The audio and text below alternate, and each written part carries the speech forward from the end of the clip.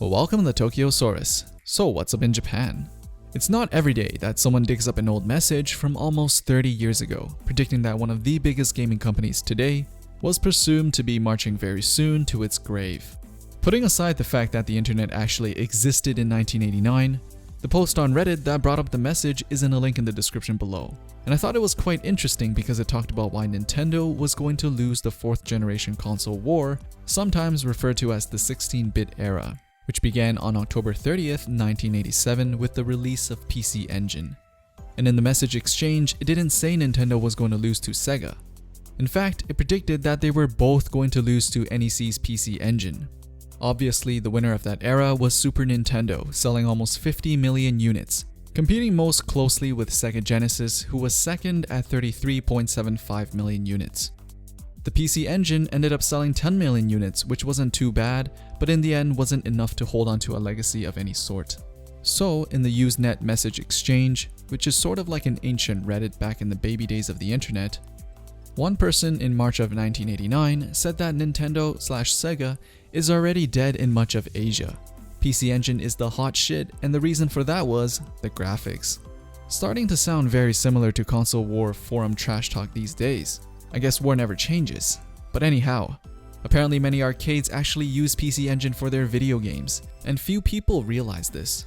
Another problem with Nintendo games is their region locking prevented games that were bought in Japan to be used on consoles sold in North America. He says the only reason that NEC has not expanded to North American market yet was because they couldn't keep up with the demand in Japan. People can now look back and say how wrong he was, but back then this prediction was actually pretty informed.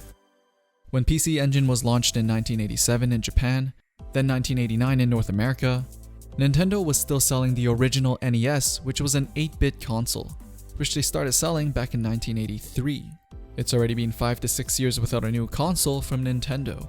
And even Sega has released their Genesis in 1989, which drove many NES users to switch to.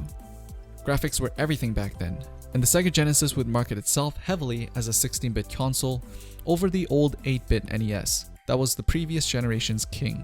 In 1989, Nintendo had no product roadmap to hype, and nobody knew what they were going to release, so many people thought Sega Genesis or even PC Engine would take over the new generation with their new 16-bit consoles. But Nintendo obviously wasn't going to give up without a fight, releasing their own 16-bit console called Super Nintendo in 1990. And with a constant release of good games, its software drove Super Nintendo to become the king of the hill. Sega Genesis had a head start, with a much larger library of games and a lower price point, and in 1992 it was said that Genesis had 60% of the American 16-bit console market. But after that, neither console could maintain a lead for several years. Then, a game called Donkey Kong Country came out in 1994, which took 16-bit console graphics to its limits, and could even rival games made on 32-bit consoles at the time.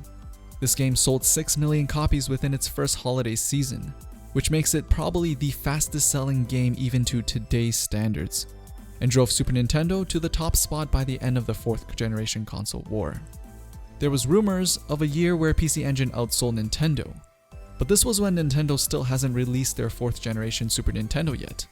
So it's like saying the PS4 is outselling the Xbox 360 in the first few years it came out. So to conclude, Nintendo did win the 4th generation war. And it could be safe to say that graphics wise, it was either on par or better than its competitors. When it came down to it, they just had more games people wanted to play.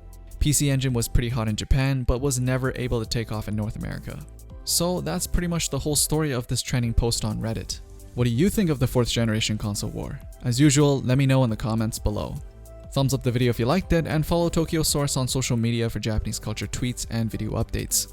And make sure you're subscribed so you can get the latest things people are talking about in Japan right in your inbox. Thanks for watching, and I'll see you guys in the next one.